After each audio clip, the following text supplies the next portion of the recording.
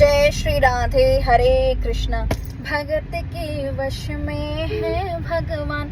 तो मैं आपको बता दूं कि भगत के वश में, देखिए भाई, भक्तों के वश में ठाकुर जी को करने का, ठाकुर जी ही भक्तों के वश में आ जाए, ऐसा समय आ गया है। अब आप सोचेंगे किस बारे में बात करी हूँ। आ रही है पवित्र पाविनी मोहिनी एकादशी, 19 मई की है, दिन रविवार का। एकादशी वैसे तो आज ही आरंभ हो चुकी है सुबह 11 बजे, लेकिन क्योंकि सूर्योदय के उपरांत उदय तिथि में अपन व्रत का पालन करते हैं, कोई भी व्रत, वो भी ये सबसे खास तार देने वाली एकादशी, मोहिनी एकादशी। कल सभी अपने लालाओं को, ठाकुर जी को मोहिनी रूप में श्रृंगार करेंगे भाई। तो ये एकादशी बेहद खास है। इस एकादशी से मैं आपको बता दूं, एक कथा आती है।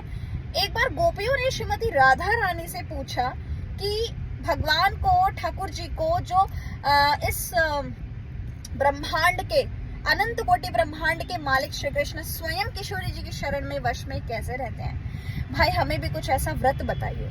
तो हमारे किशोरी जी ने मोहिनी व्रत के बारे में बताया था, जो स्वयं मोहिनी है। जी हाँ, इसलिए ये व्रत आप सभी जरूर रखें। क्या इस दिन से मोहिनी एकादशी का व्रत शुरू, क्या किसी भी एकादशी का व्रत शुरू किया जा सकता है? तो जवाब है हाँ, बिल्कुल किया जा सकता है। लेकिन नहीं, मैं ड्राइव नहीं कर रही हूँ, परेशान मत होइए।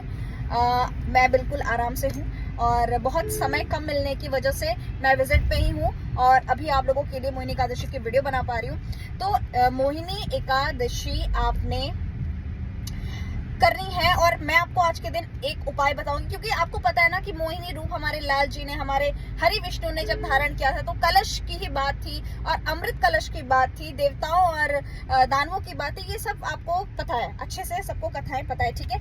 लेकिन कल की एकादशी की कथा आपको अवश्य सुननी है। कल आपको एक महाउपाय बताने जा रही हूँ, अवश्य कीजिएगा। लेकिन उससे पहले पारण कब करना है? कल 19 मई की रविवार को एकादशी व्रत रखी जाएगी। सभी वैष्णवों कल ही रखेंगे और सभी मंदिरों, स्थानों पे, वृंदावन धाम में भी कल एकादशी है। मैं आपको बता दूं कि पारायण का समय 20 मई दिन सोमवार को है और सुबह 5:28 से 10:05 के बीच में आप पारायण कर लेंगे। जी हाँ, दूसरी जरूरी बात, आपको एक महाउपाय बताने जा रही है, उसको नोट कीजिए फटाफट। जी हाँ, आपको एक छोटा सा कलश लेना है, मिट्टी का, मटका ही मिल जाए, छोटा सा ले लीजिए, और उस मटके में आपको गंगा जल डालना है, शुद्ध जल डालना है, ठीक है।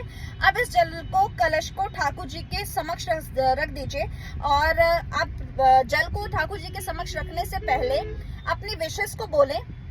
अपनी विशेष को बोलने के बाद, प्रेजेंट टेंस में अपनी विशेष बोलेंगे और विशेष को बोलने के बाद आप इस मटके का जल ढक कर ठाकुर जी के शरणागति में, ठाकुर जी के चरण में आप रख देंगे।